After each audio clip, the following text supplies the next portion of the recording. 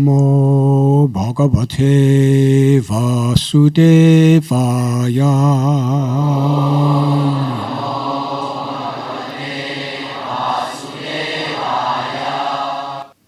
Arthasthan matrika yagye tamasad indriyani cha taijasad devata asan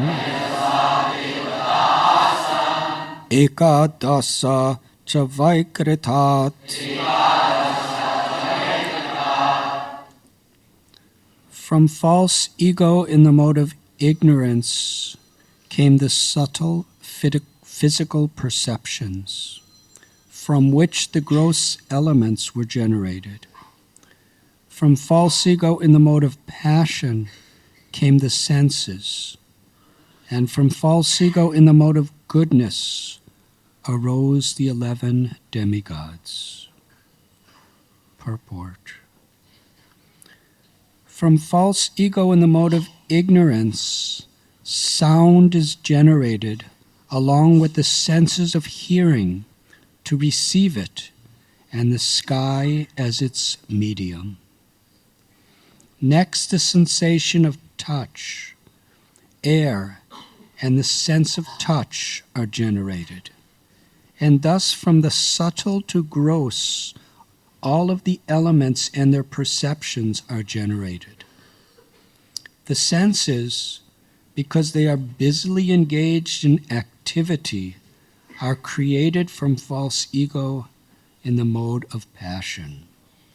From false ego in goodness come 11 demigods, the deities of the directions, the wind and the sun, Varuna, the Aswini deities, Agni, Indra, Upendra, Mitra, Brahma, and Chandra.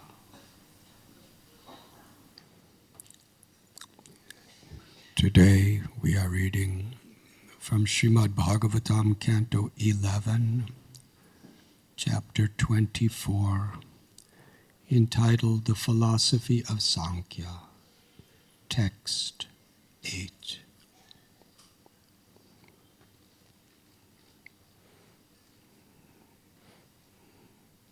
I am very grateful to be back with you, Sri Radha Gopinath Temple. Thank you. Thank you all for coming on this. Is today Wednesday? Thursday.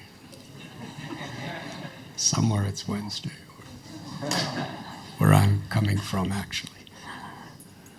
On this Thursday morning, you have all come here.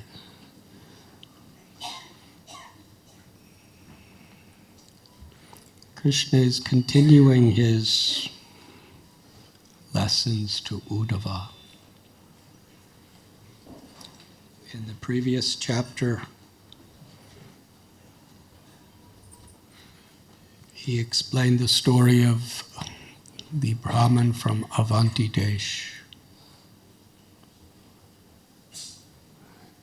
a person who was quite wealthy, successful, but fearful and proud.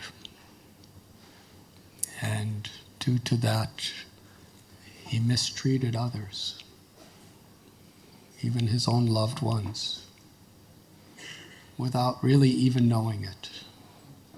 He was so absorbed in himself and his success and all those things around him. He was quite blind to his own true spiritual interest. He couldn't even recognize how he was neglecting and hurting other people. The nature of the false ego. But then everything turned in another direction. He lost his wealth. Everybody around him rejected him. He was left with nothing and no one. And all those people around him were abusing him and criticizing him and blaspheming him. even sometimes torturing him. In that state,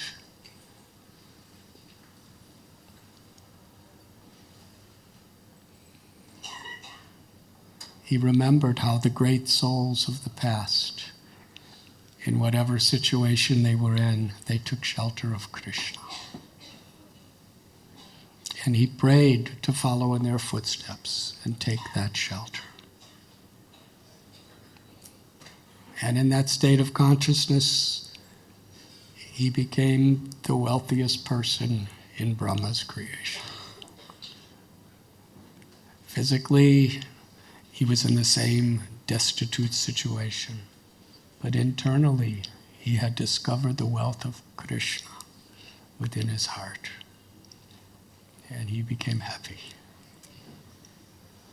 And even the Supreme Personality of Godhead, what to speak of little people like us remembering him, even Lord Chaitanya Mahaprabhu glorified and remembered him and his divine words and prayers as the beacon of light, even in a condition of great darkness. So what is wealth? What is success? Is explained in a very extreme way in the story of the Avanti Brahman.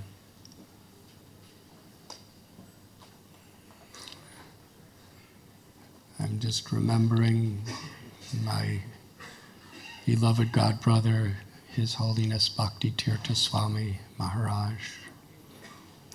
When he was in his last weeks in this world, he invited me to be with him. And the very first day I was there, he was addressing a group of about 50 visitors in his bedroom. And he was sitting there with one leg amputated, body covered with massive tumors, emaciated, thin. The doctor gave him a few days more to live. And he was speaking about Krishna.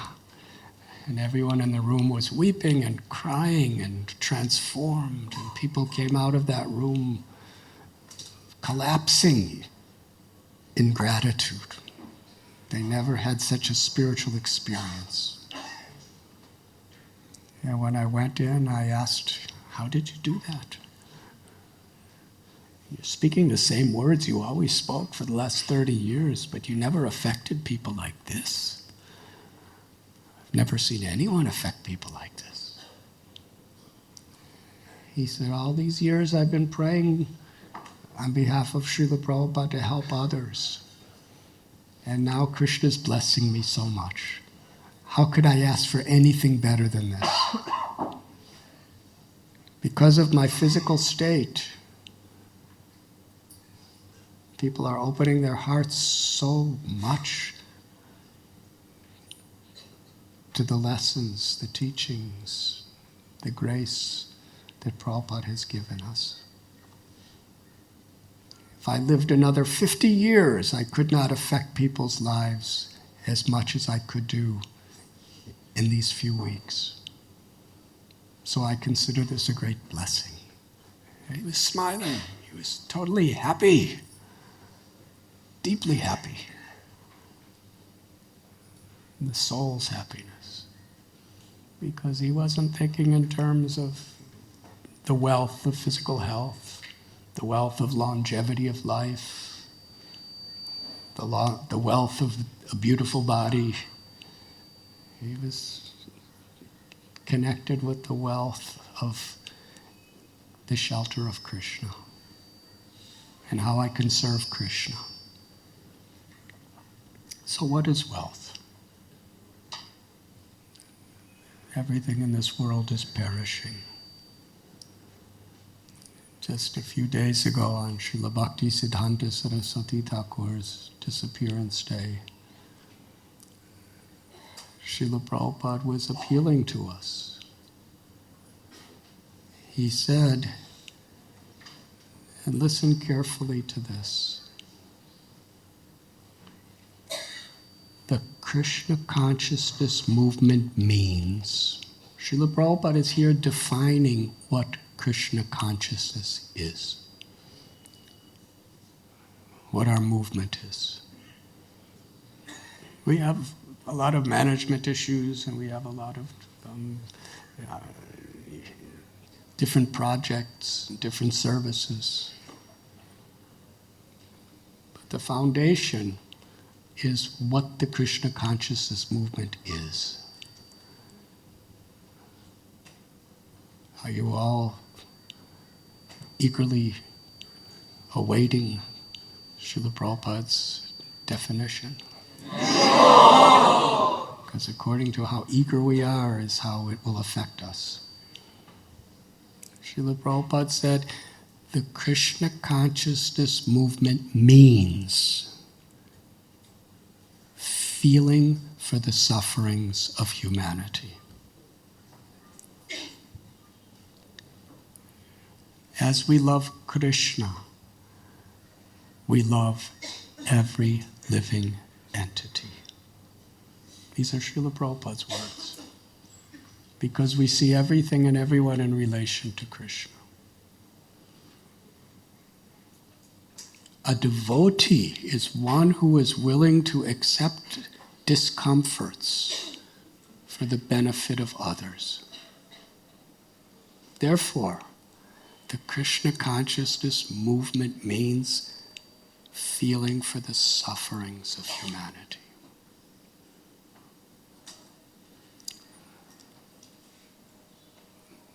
It is that consciousness that is true wealth. That's how we cultivate our love for Krishna, and that's how we express our love for Krishna. The more we seek shelter of Krishna, the more we receive shelter from Krishna. Yegatamam prapadyante tam stadaiva bhajamyam. Krishna tells, as you seek shelter, I give shelter. As you surrender, I reveal myself. And to the degree that we seek shelter, we receive shelter, and then we could actually, on Krishna's behalf, give shelter.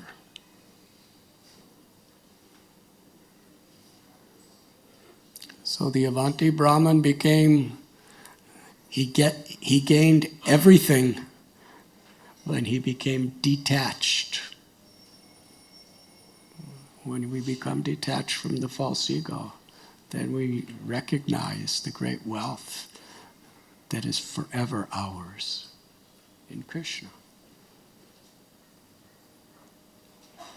And after that incredible story in glorification, Krishna is glorifying. Krishna himself is dedicating almost an entire chapter of Srimad Bhagavatam to glorify the Avanti Brahman.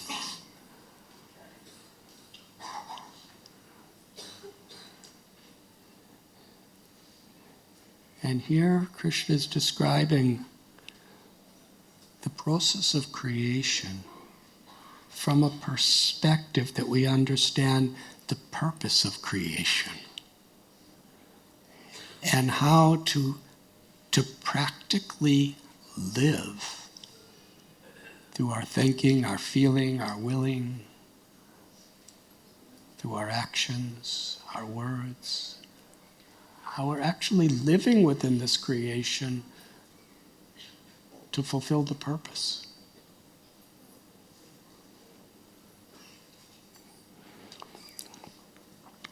Srila Prabhupada tells that the idea of evolution is very much a principle taught in Vedanta. Srila Prabhupada tells that Charles Darwin actually took the theory of evolution from the Vedic knowledge. It's not his theory. It's Krishna's. It's Vedanta. But he just mixed it up. Because evolution is there. We're hearing it from Krishna in this description of Sankhya philosophy. But the difference between a mundane, mistaken idea of evolution, which is speculative, and the truth of how the creation evolves, is the source.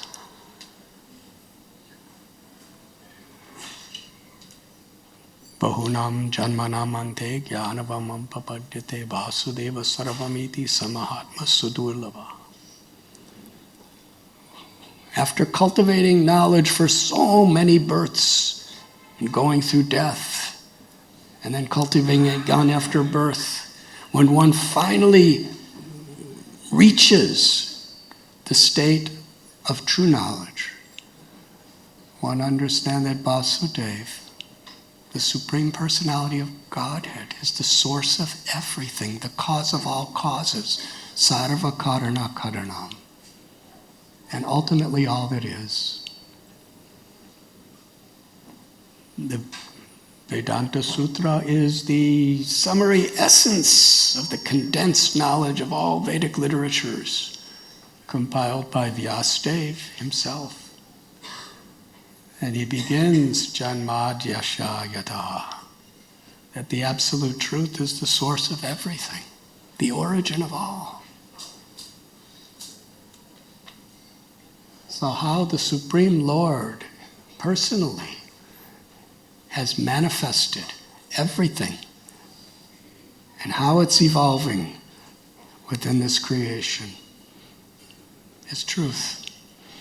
But if we take away Krishna, if we take away the supreme inconceivable potencies of the absolute truth, then everything becomes speculation.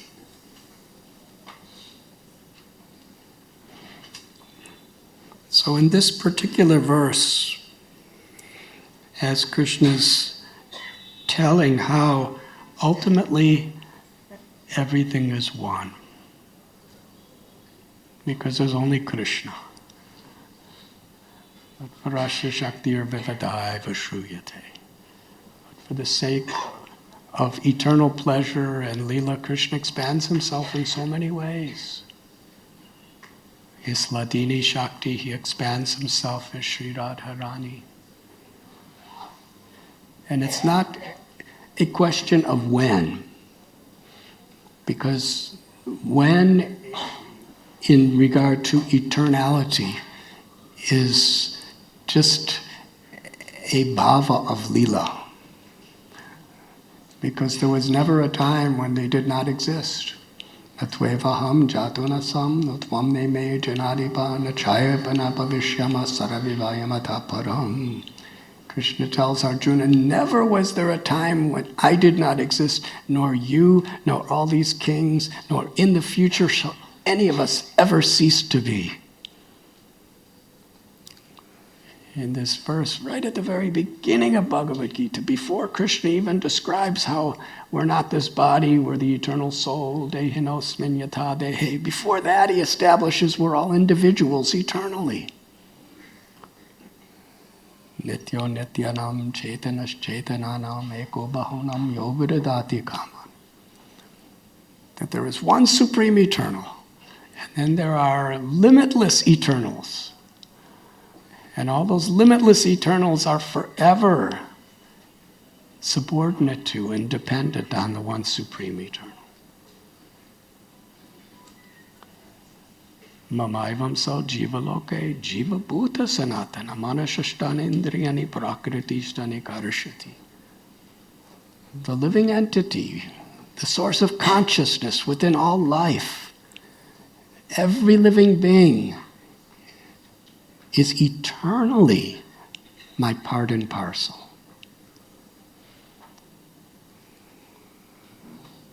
So when we speak the word when, it's not based on chronological time. In fact, Srila Prabhupada tells us from the Shastras that in the spiritual world, which is the supreme reality, time is conspicuous by its absence. So what is the question of when? if there's no time? In this world, time is based on a beginning and an end and whatever happens in between. But in the spiritual world, everything is lila, ananda lila. It is all lilas for the purpose of Krishna's pleasure. And Krishna's pleasure is everyone's pleasure. So Krishna expands himself as his Ladini Shakti, Srimati Radharani, who is the source of all other Shaktis. And in the spiritual world, there's limitless parts of Krishna, all having Lila with Krishna. But we're all one with Krishna in the tattva that we're all emanating from him. And in the spiritual world, the oneness with God is predominantly experienced through the oneness of love. Where there's love, there's no separate interest. Merging in the oneness with God through our love for God. Where there can be no separation in that love.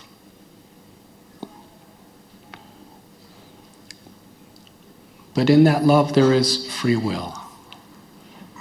And with that free will, there are the jivas, the living beings, who want to enjoy separate from Krishna. Parasya Shaktir Vivadaiva Shruyate, we are all Krishna's energies. And Anandamayobhyashat, we're all seeking pleasure. When we seek pleasure separate from Krishna, Krishna wants to bring us back to that free, independent will to be reunited in love with him. So this material creation is the facility for that. It's described here in this chapter that Krishna creates the whole material energy for the purpose of fulfilling the independent desires, giving a chance for the living beings to try to fulfill their independent desires. And in the process, ultimately, everyone is frustrated. And the sooner we become frustrated, the happier we'll become. Providing we understand the alternative. Because if we're simply frustrated, then we're simply frustrated.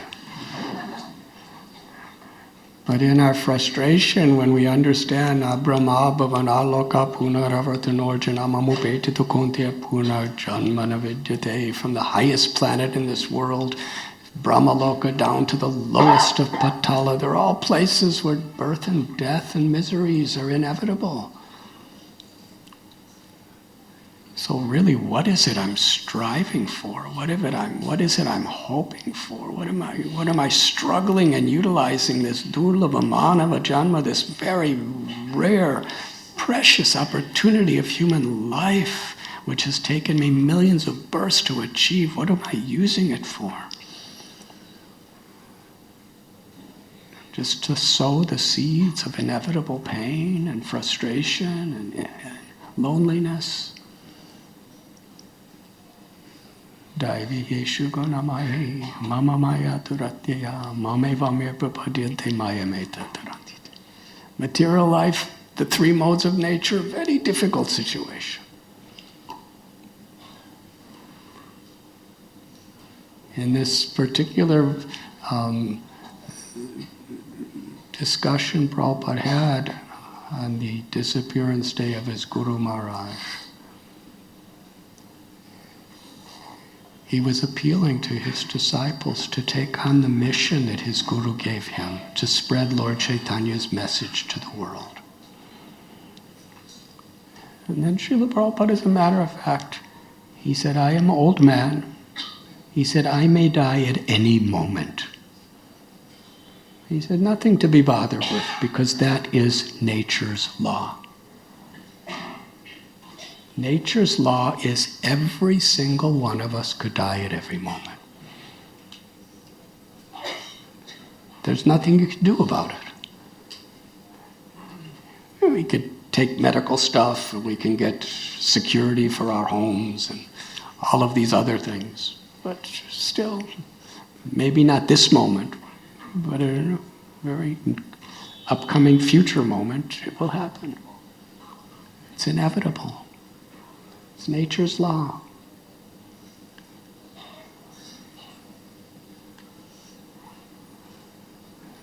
Taking responsibility for the service of Krishna, for the pleasure of Krishna, is the eternal reality. And it is the means by which we can enter into that eternal reality.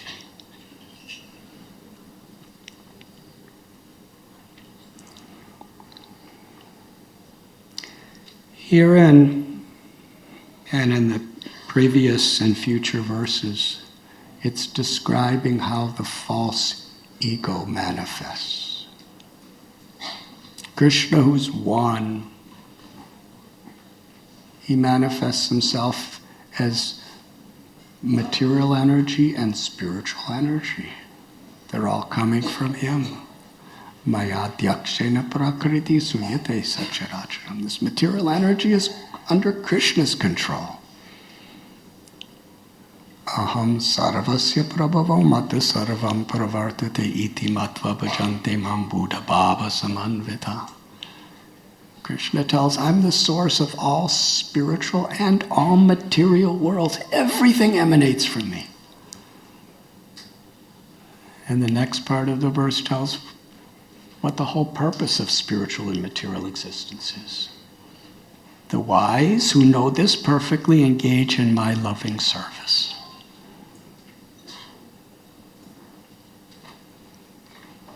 So if we want to actually be liberated from the sufferings of this world, and if we want to help others to be liberated from the sufferings of this world, it's important to understand what is the root cause of suffering. And here and throughout the Vedic literatures, it is clearly defined. It is ahankar, the false ego. What is false ego? When we think, when we're under the illusion that I am the controller, I am the proprietor, and I am the enjoyer.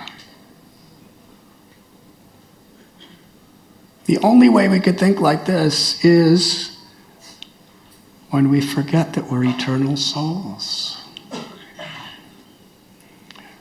In Mahaprabhu Sri Chaitanya's message to Sanatana Goswami, he establishes the principle of Sanatana Dharma on the verse, Jivera Swarupoi Krishnera Nityadas. The nature of every soul in every species of life, everywhere, in all material and all spiritual worlds, is that we're eternal servants of Krishna. Nityasiddha Krishna Prema Sajjakabuna. Our love for Krishna is the inherent nature within all of us. But when we forget that, we become covered by this ego, this false ego. And in the false ego, we start identifying Janasya Mohoya Mahamameti. I am this body, whatever's in relation to the body is mine. And then we come under this feverish condition of trying to be the proprietor, the controller, and the enjoyer.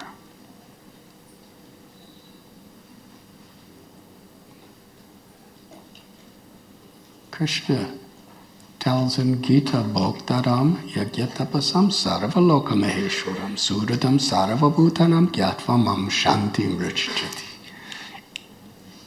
The only true peace is when we understand and recognize, and that recognition It comes by applying the principle to our daily life. That Krishna is the proprietor of everything, Krishna is the controller of everything, and ultimately everything is meant to be used in Krishna's service.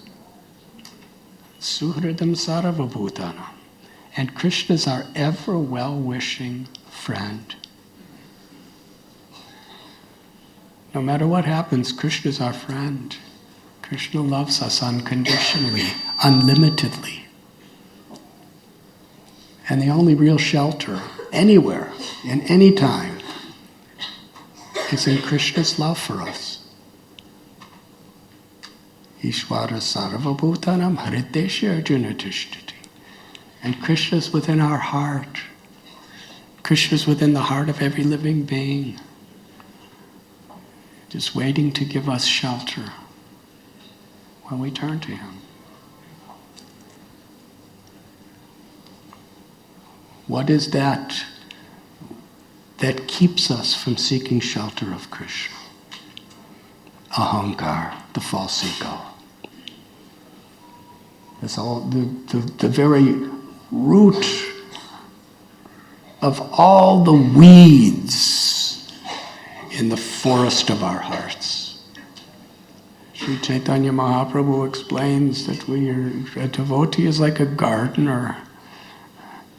The seed of bhakti lata bij, is there within us. It's awakened by the association of devotees. It's nourished through the water of sadhana and seva, through satsang, association, adosha dada sadhu sangosta. It's a whole gradual evolution of bhakti awakening within our hearts.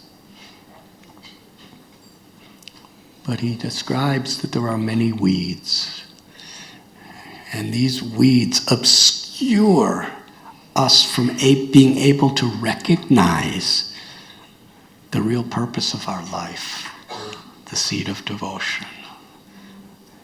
In some of our cases, we've been devotees, so the seed becomes a sprout. And then the sprout becomes a creeper, and then the creeper grows into a wonderful tree with fruits. But we have to be very careful. The weeds of lust, selfish desires, anger, arrogance, envy, illusion. And from all of these things, they're like weeds that have other counterparts that develop from them, the desire for prestige, the desire for profit and greed. And for those of you who have done some gardening, no matter how much you cut weeds, they grow back. And sometimes, the more you cut them, the stronger they grow back.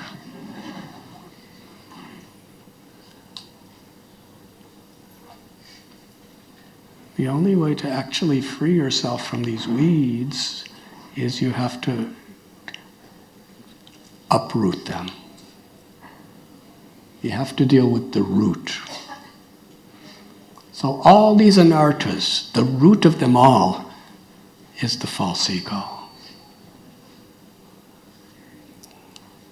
That we're thinking ourselves, prakriti kriyamanani gunai karamani sarvasha ahankara vimudatma kartahamiti manyate. The bewildered soul thinks, we think ourselves the doers of our activities. But actually that's all happening by nature. Mayadhyakshena prakriti, and Krishna is the source of nature. We're all completely depending on Krishna. Always.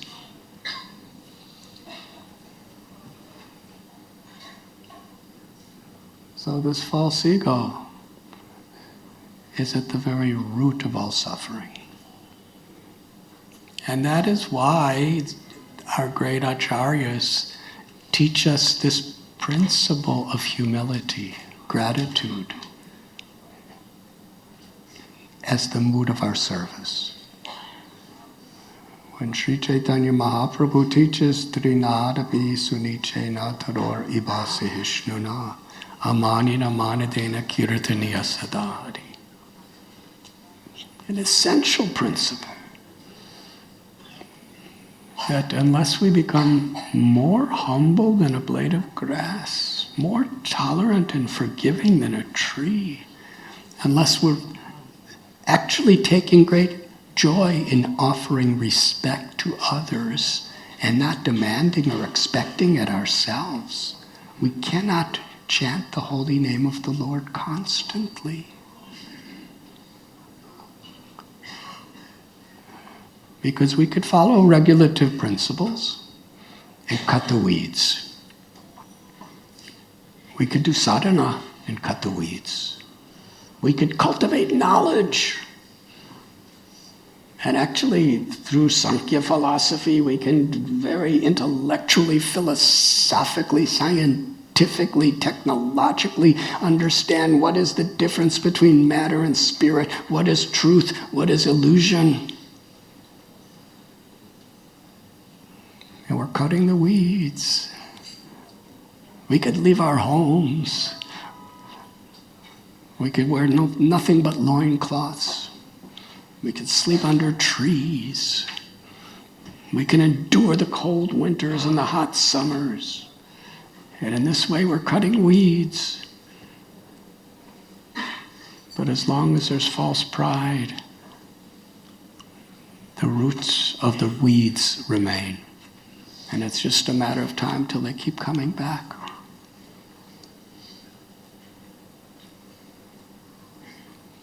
So this principle of humility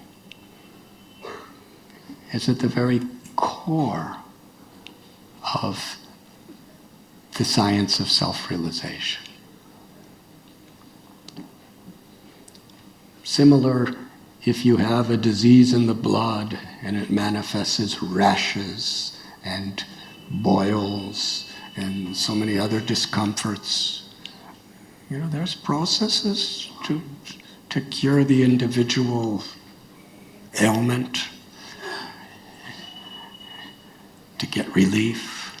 But as long as that disease is in the blood, it's going to keep coming. It's just a matter of time. And sometimes the more you deal with it without dealing with the cause, when it comes back, it gets worse and worse.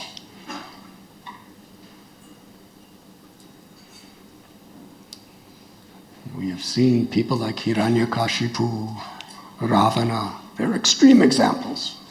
But they knew so much Vedic knowledge. They were doing yagyas. They were doing tapasyas. When they wanted to preach Sankhya, the difference between body and spirit, they really knew their subject better than all pundits today. But they had false pride. They weren't in the mood of the servant of the servant of the servant. Therefore, all their tapasya and all their cultivation of knowledge and all their yagyas and everything else they did not actually, apparently they seemed very powerful and very liberated, but they weren't. Little Prahlad, he didn't have any of that stuff. But he was humble. Krishna, I'm yours. Whatever you want, I'm yours. I'm your servant. Let me always remember you and never forget you. And he was liberated. In the 5th canto of Srimad Bhagavatam, Lord Krishna is appearing as Rishabdev. And he was a great king in the lineage of other kings. He ruled the world in such a way that he taught the Dharma of devotional service. And as an example for others, at a certain stage, when he succeeded in every way, he decided to just go to the forest as an avadhuta. And he instructed his sons, especially his eldest son, Bharat, who was now going to take up the responsibility of being the emperor. And that's where this simple line, Janasya mohoya mahamameti, nayam deho deha bhajam niloke, he's telling we're not this body, we should strive for self-realization, tapo divyam putra kayena satyam, that real happiness will come through tapasya. And what is tapasya? Tapasya is accepting what's favorable for devotional service and rejecting what's unfavorable. Janasya mohoya mahamameti, which means not doing those things which perpetuate and infatuate the false ego where we're thinking in terms of I and mine. And he teaches the process of devotional service, bhakti. So his son, Bharat, he took these words very seriously.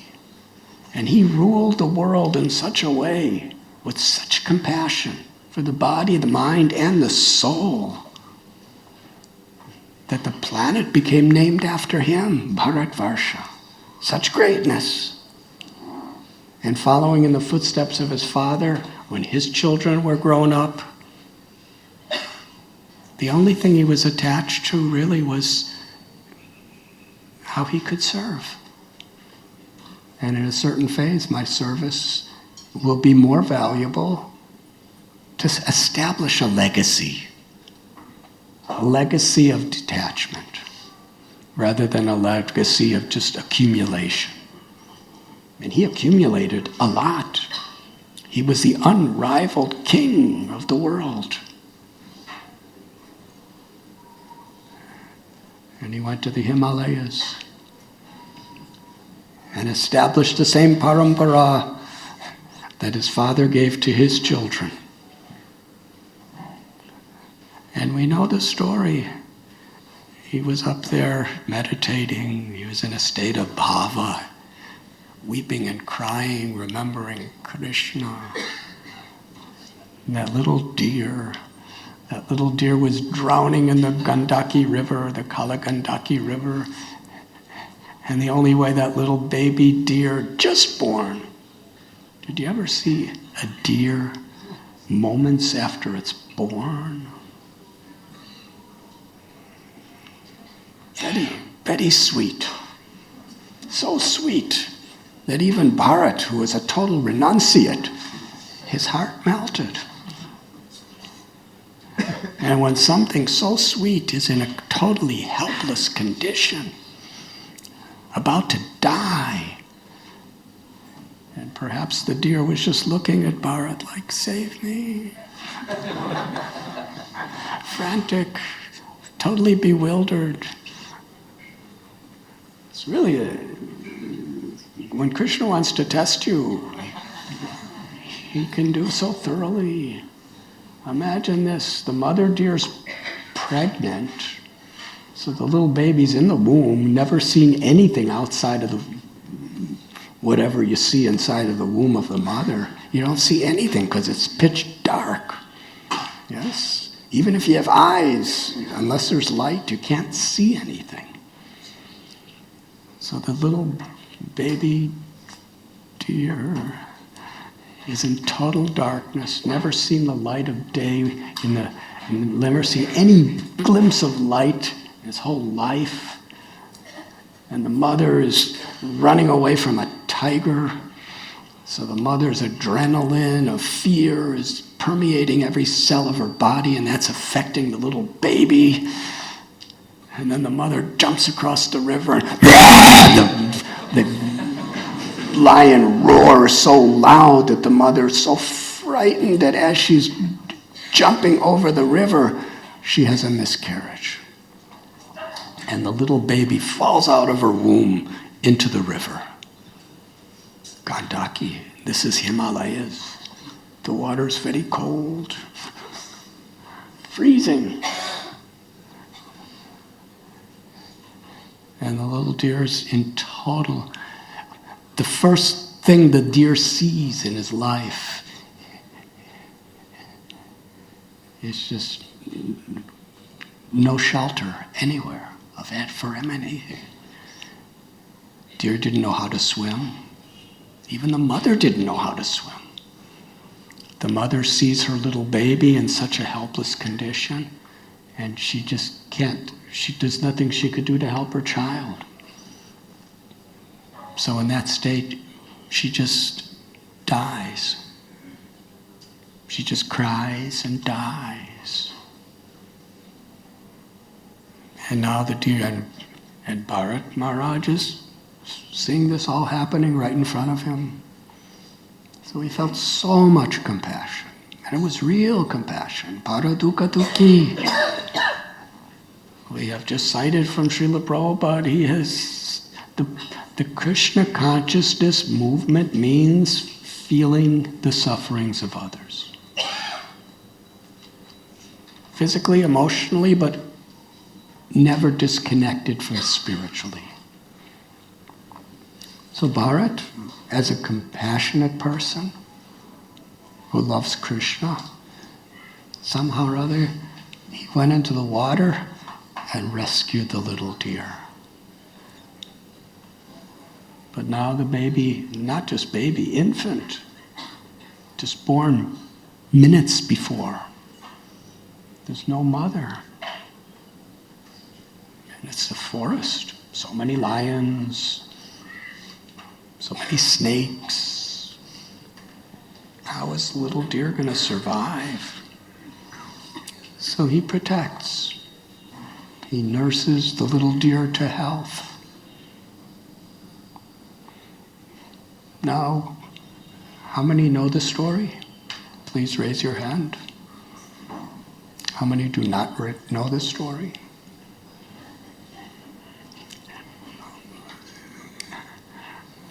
I'm not going to tell it.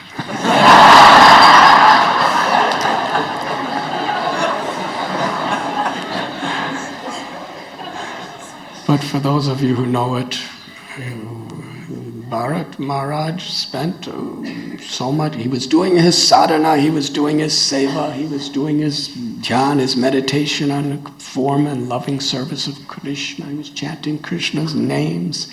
He was absorbed.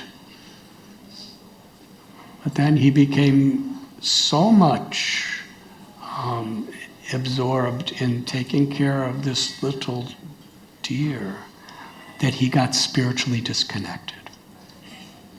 Now this is the important part. There was nothing wrong with him taking care of the deer. Everything he did for the deer could have been devotional service. At the beginning, perhaps it was. But his life became unbalanced. If we have proper satsang, where we're reminded that I'm the eternal soul, that this living being is an eternal soul, that Krishna is our only shelter, that we're totally dependent on Krishna, on God, then our service is devotional service. But this material existence is very powerful. Daiviheshu gunamayi, mama maya duretya. Krishna gives us very clear definition of the situation we're in. This material existence with the three modes of nature is very, very, very powerful. Unless we take shelter of Krishna, we will be bewildered. And as soon as we get bewildered, what happens? Ahankar. The false ego. It's no longer that Krishna is the center of our life. It becomes, I am the center of my life. In the case of Bharat Maharaj, he was so much absorbed in physically and emotionally trying to take care of this deer that he understood if you're drowning, you can't save another drowning person.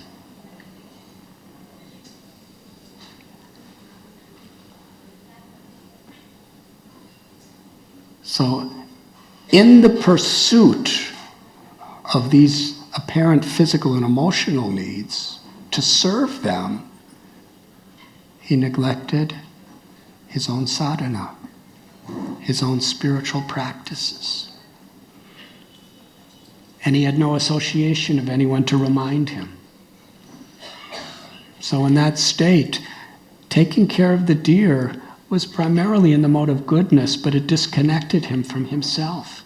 And again, Krishna wasn't the center anymore. He was the center.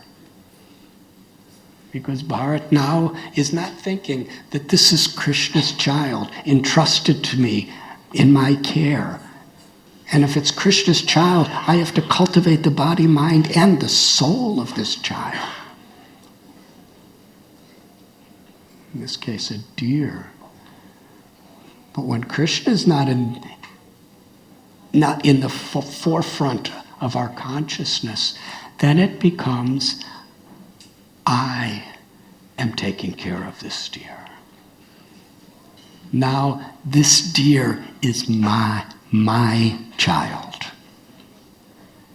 I am mine. The example of Srimad Bhagavatam is given. As light diminishes, automatically there's darkness. You don't have to order darkness. You don't have to work for darkness. You have to struggle to create light when the sun isn't there. But as soon as the light goes down, darkness prevails. So we have to keep that light of knowledge alive within us, through hearing, through chanting, through association, to keep that light brighter and brighter. And then we could give light to others. So we shouldn't think that Bharat's attention to take care of the deer, that there was anything wrong with that. It's natural. We feel paradukha dukhi, we feel for the sufferings of others. But because he was distracted from his bhakti, from his devotional service, from keeping Krishna in the center, then gradually he was thinking, I'm in the center. I'm the one taking care. And now when you disconnect from your own soul, then you see everybody else in the bodily concept.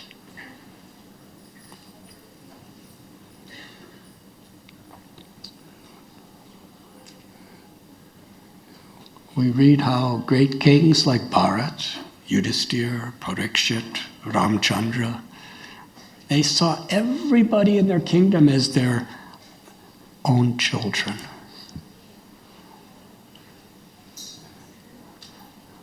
But they saw as their own children in the sense that they're all Krishna's children. And now they are under my care. So I'll give my life. Nowhere in the Srimad Bhagavatam or anywhere else does it say that Ranti Dev was in illusion. Ranti Dev was willing to die and suffer for dogs, for chandalas. Maharaj Shivi, we don't see that he's in illusion when he's willing to give up his life, suffer, and die for a pigeon. Even the Supreme Lord and all the saints praise them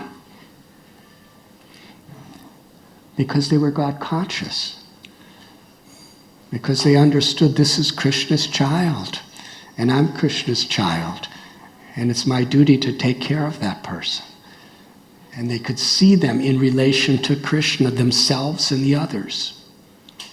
And therefore that was seva. Body, mind, and soul. But when you disconnect the spiritual aspect, then everything becomes mixed by the modes of nature. So Bharat Maharaj, he did not have the care to balance his life so that he would keep alive the light of the knowledge that I am eternally servant of Krishna, and this little deer and everything else is an eternal servant of Krishna.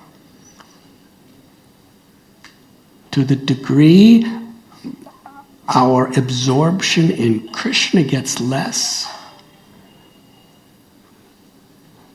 again the false ego becomes stronger and stronger and stronger. I'm the center. I'm the knower. I'm the doer. So Bharat Maharaj just became absorbed in material consciousness taking care of the deer. If he just kept his sadhana, if he just had some good association, he could have done the same thing, but would have been totally transcendental. It's not what he was doing, it's the state of consciousness in which he did it. And this is a warning for all of us. We have our families, and we have our occupational duties, and brahmacharis have their particular services. If we're not really careful to do our sadhana, to have good association, to focus our mind on Krishna, to cultivate humility and seva, if we're not cultivating those qualities, then our false ego takes control of our life. And then the same things we're doing, which could be the source of liberation, become the same source of bondage. So Bharat Maharaj, he died, forgetting Krishna, just thinking about the philanthropy of the deer without the spiritual connection. And by Krishna's grace, now somebody who has cultivated so many devotional Neha Vikramanasosti Pratyavayo Nividyate Swalpam Apyasya Dharmasya Trayate Mahatobaya. In Krishna consciousness, nothing we ever do in devotional service is ever lost. It's eternal, as Krishna is eternal. So he ruled the kingdom in Krishna consciousness. He led so many people in the path of Krishna consciousness. His father blessed him, and his father was God, Rishabdev, an avatar. So why would he have to take birth as a deer? Okay, he got mixed up, he got an illusion, false ego started taking over, but why couldn't he be something else? Why a deer? That was Krishna's mercy. He really became humbled by that experience. And he understood the power of the false ego. And when we're talking about false ego, it's not just going around and saying, I'm better than you. That's a very grotesque, horrible aspect of the false ego. But even when we're doing service, if we're thinking, I'm the doer and without proper sadhana and seva and satsang, then even that becomes false ego. False ego in the mode of goodness, passion, ignorance.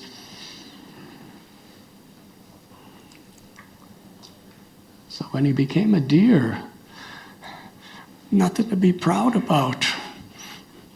Now that little baby infant deer that was drowning in the water, it was totally helpless. Now he became a little embryo in a deer's body.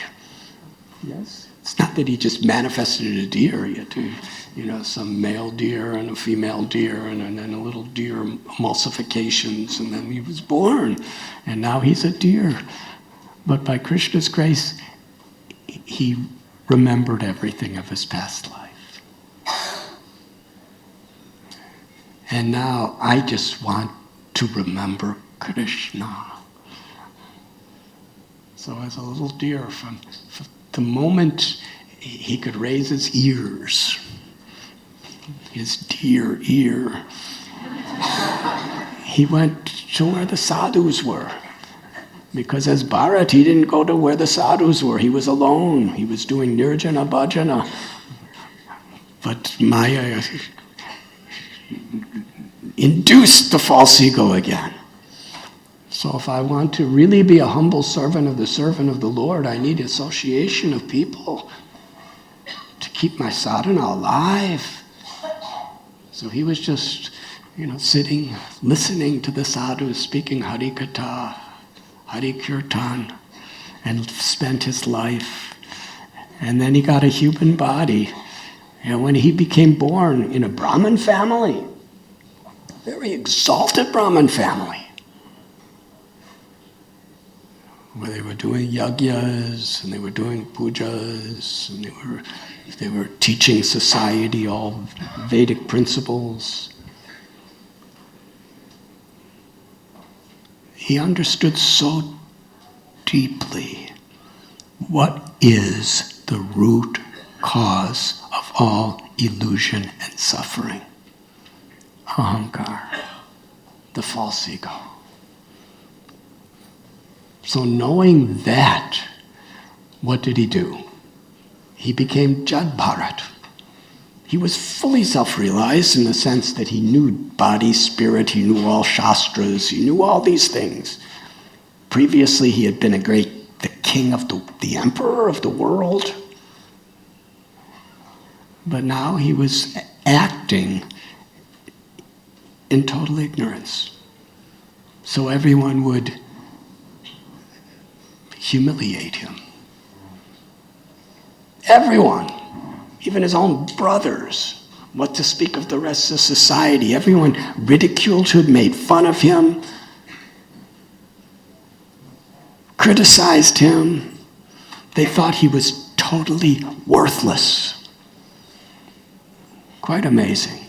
Why would he want to voluntarily take a position where everyone around you thinks you're totally worthless? You're just a disturbance. You're nothing but trouble.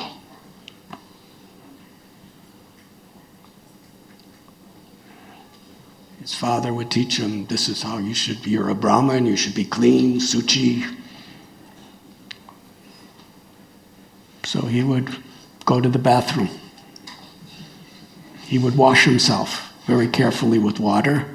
Then he would pass stool. Then he would walk away. He wouldn't wash his hands. He wouldn't wash, the other side. And he's in a Brahmin family, in a Brahmin community. That's quite disgusting. How many of you would do that? Everyone hates you. He did that not because for any other reason except he wanted to be able to completely focus and absorb his mind on Krishna, and he understood the only way you could really do that is you have to be humble. You can't be dictated by the false ego, the ahankar. No matter how successful you are, you could be a great preacher, you could be a great king, you could be a great manager, you could be anything. But unless we're just instruments of the previous acharyas, servants of Krishna, seeing Krishna in the hearts of others, then it's ultimately all false ego. And we have to work against that. So here he is, Jad Bharat. And he was so useless. His father loved him and was trying to do everything he can to teach his child, but his child would always do everything the opposite. And ultimately, when his father died, the brothers just wanted to get rid of him. And he would do anything he was told. So there was a field, and there was crows eating the grains, and they just told him, you go into this middle of the field and you just stand there. In the West, we call them scarecrows because they scare the crows. And he just stood there, and he was happy. He was there just meditating on Krishna, and all the crows The crows were probably eating everything, and he didn't care. He was just standing, happy. And then he got kidnapped by some dacoits, and they went to make him a human sacrifice, and he was just, yes, of course, just take my head, cut it off, give the blood to your deity, no problem. He didn't object at all. But then Kali came, and she saw that he's a great Paramahamsa. And for those of you who don't know the story, it's quite beautiful description of how Kali protected him. And then ultimately he's just dragged out of the forest because King Rahugana, who's now an emperor, a descendant emperor from Bharat Maharaj, he needs a palanquin holder. And Bharat Maharaj is holding 1/4 of the palanquin, and he's walking, and a little ant crossed the earth. The ant crossed that path where he was, and he stopped suddenly because he's seeing the soul. He's seeing the soul of the ant and the soul of the king. They're all part of Krishna. Brahma bhuta prasanatma na sochati na kankshati samasarveshu bhutishu madbhaktim labate param.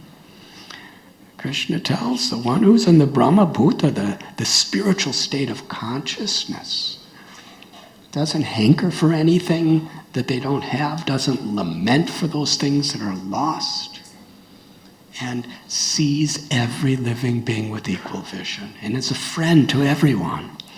Such a state of consciousness. To protect the ant, he made the king very disturbed.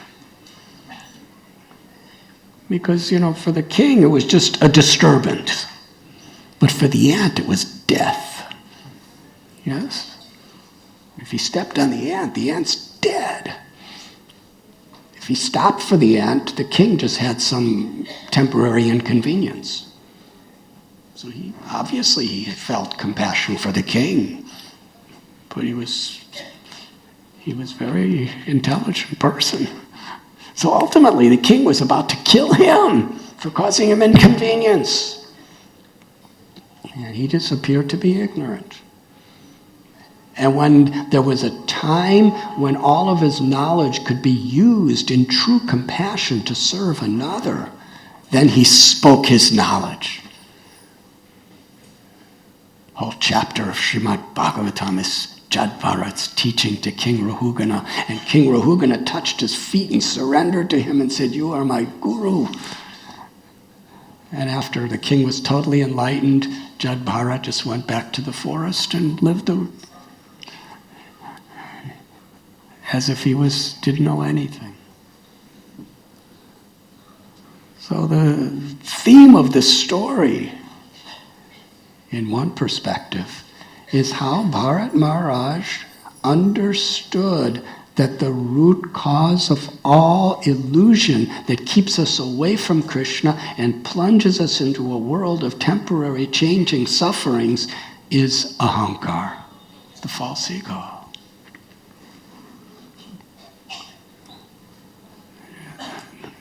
So Sri Chaitanya Mahaprabhu taught Gopi Bharatur Padakamalayora Dasa Dasanu Das. This has to be the very foundational platform we build our service, we build our sadhana, we build our life on, whatever our varna or our ashram. And Mahaprabhu spoke this statement in the context of varnashram. I'm not a Brahmin or a Kshatriya or a Vaishya or a Shudra. I'm not a Brahmachari or Grihasta or Vanapras or Sannyasi. Who am I?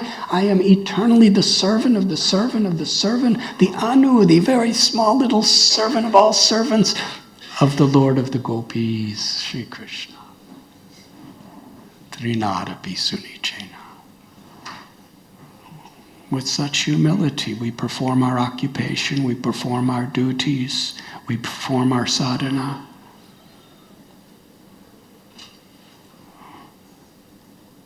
But our association, our seva, our character are also important. Here in Mumbai, we have our Bhaktivedanta hospital. So in many ways, the doctors they're like Bharat Maharaj when he's taking care of the deer. All these people come and they're suffering, and some of them have heart attacks, and some of them have cancer, and some of them have skin diseases, and some of them have asthma attacks, and there's no way I can describe everything they have to deal with. Psychological disturbances. So without proper satsang association, without proper sadhana, without proper recognition that their ultimate service through all these other services is to awaken the soul, because we understand that this person is Krishna's child, an eternal soul. So along with everything else, we have Krishna consciousness so we could give Krishna consciousness. Krishna consciousness movement means to feel the sufferings of others. So if we're disconnected from Krishna, then it's philanthropy. Then it's Bharat Maharaj in forgetfulness. But if we're Krishna conscious, then we're doing the same thing. And we have the maximum focus on awakening a person's love for Krishna, for God. Then it becomes devotional service. And in whatever we're doing.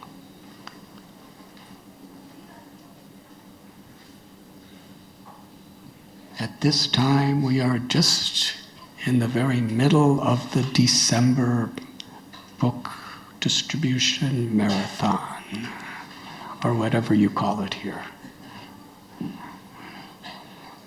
But Srila Prabhupada, he gave so much of his life, his heart, his energy to provide these books for us. Essentially, to awaken that light of transcendental knowledge.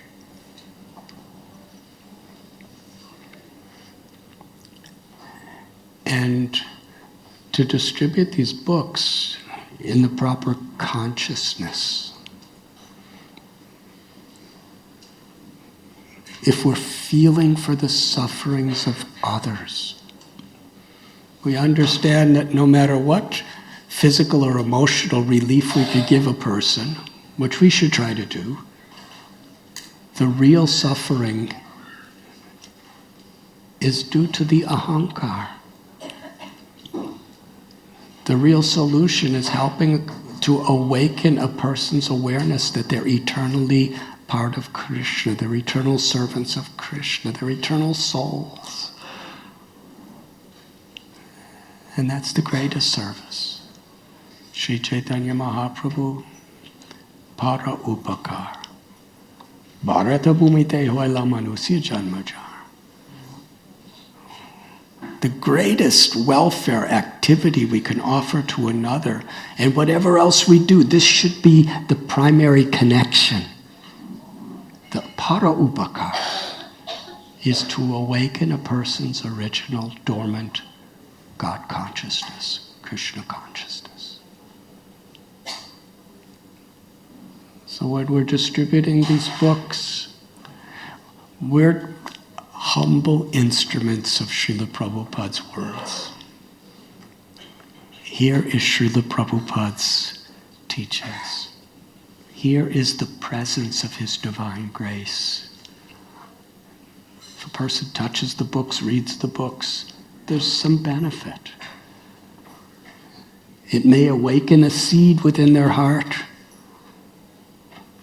And for those who actually, if the devotee has really nice character and gives a really nice impression to a person, then a person will be much more inclined toward reading the books, and then associating, and then transforming.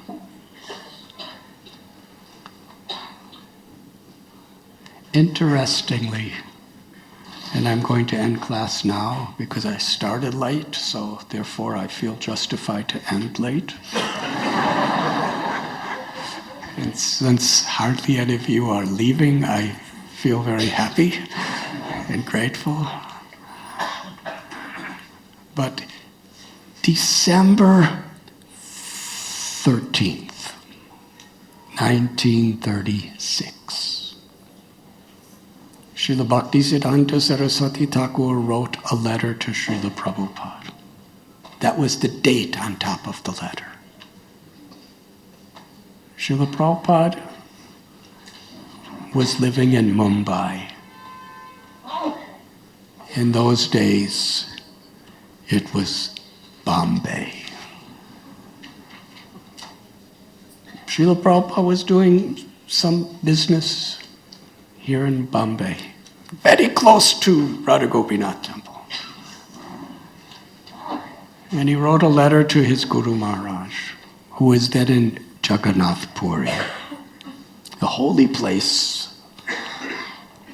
He said, so many of your disciples are sannyasis and brahmacharis. They're with you throughout the day. They're helping you to establish this movement, to expand this movement. I'm a grihasta with wife, family, job. How could I best serve you? And the message that Srila Prabhupada got back, dated December 13th, 1936. Just try to push on Lord Chaitanya's movement in the English language all over the world. In this way, it will be good for you and it will be good for all those who help you. And that was exactly the same instruction that Prabhupada got in the first meeting of his Guru Maharaj.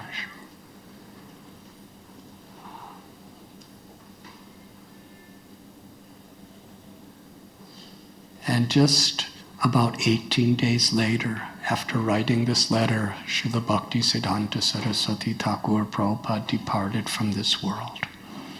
It was his first instruction and last instruction to Srila Prabhupada.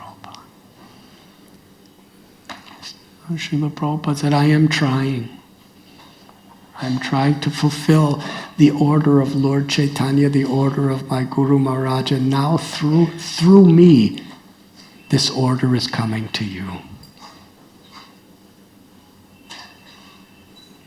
So this is a wonderful opportunity for us to unite on a higher level than I, me, and mine.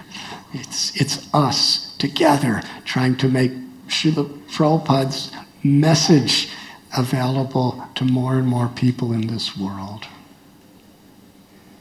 And it will be good for us, and it will be good for everyone else. So my humble, sincerest request is, please, everyone, the next couple weeks, be enthusiastic to participate in this wonderful seva of distributing Srila Prabhupada's literatures. And I'm going to end with a very sweet statement of Srila Prabhupada. Are you awake and ready?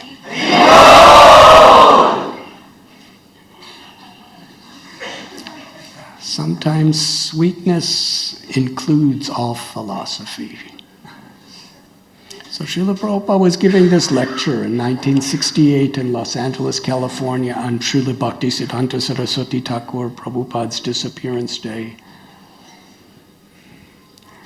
And he was telling about the life of Bhaktisiddhanta Saraswati Prabhupada, and he was telling about his relationship and the service he's been giving and pleading with us to carry on this mission. And at the end of the class, this one young girl, you could hear her voice. She sounded quite young. She had a question for Prabhupada. She said, you told about Bhaktisiddhanta Saraswati and how he stole mango. Not stole. He didn't even steal. He just ate. Prabhupada said in the lecture that when Bhaktisiddhanta Prabhupada was between 2 and 3 years old, listen carefully, between 2 and 3 years old, he saw a mango and ate it in his house. And his father, Bhaktivinoda Thakur, he very mildly rebuked him. He said, this mango has not been offered to Krishna. We should only eat what is offered to Krishna. So this little 2.5-year-old child made a vow, I will never eat a mango again. And when he was 60 years old and older, if someone brought him a mango, he would say no. He would be very humble. He said, I cannot eat it because I am an offender.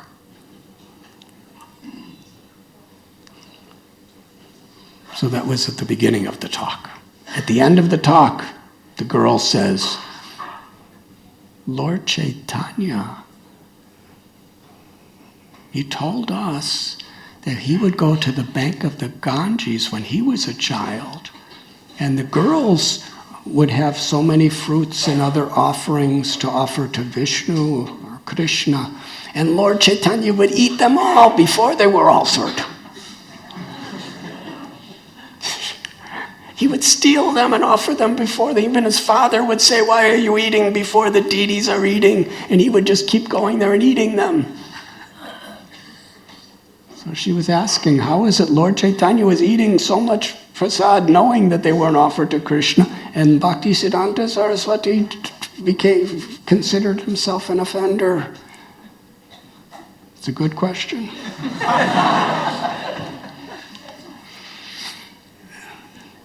Srila Prabhupada's answer. He said, Lord Chaitanya, like Lord Krishna, was a very naughty child.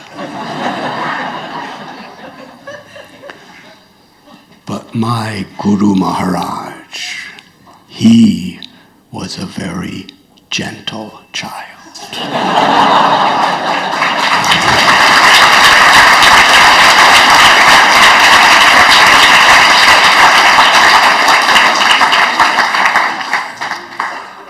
Srila Prabhupada ki jai. Thank you very much.